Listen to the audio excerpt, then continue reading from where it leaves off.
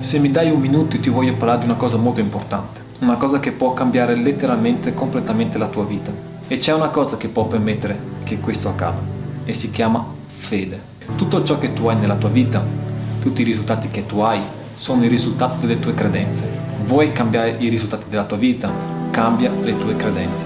Un giorno 2 ciechi si presentarono da Gesù per chiedere a Gesù la vista. Gesù fece una domanda a quei 2 ciechi.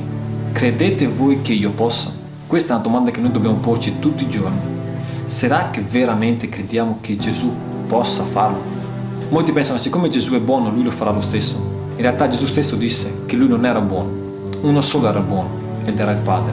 E la Bibbia dice, a rispetto del Padre, che senza fede è impossibile che lui si compiaccia di qualcuno. Non so cos'è che tu vuoi, non so quali sono i tuoi progetti, i tuoi sogni in questa vita, familiari, personali, ma una cosa è chiara, senza fede è impossibile ottenere risultati. Tutte le persone là fuori, persone di successo, persone della Bibbia che hanno avuto successo, l'hanno ottenuto grazie alla fede.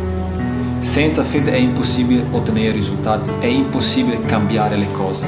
Tutto deve partire dalle credenze che tu hai. Nel momento in cui tu decidi di credere, nel momento in cui tu credi veramente, allora lì le possibilità, le probabilità che le cose accadano aumentano.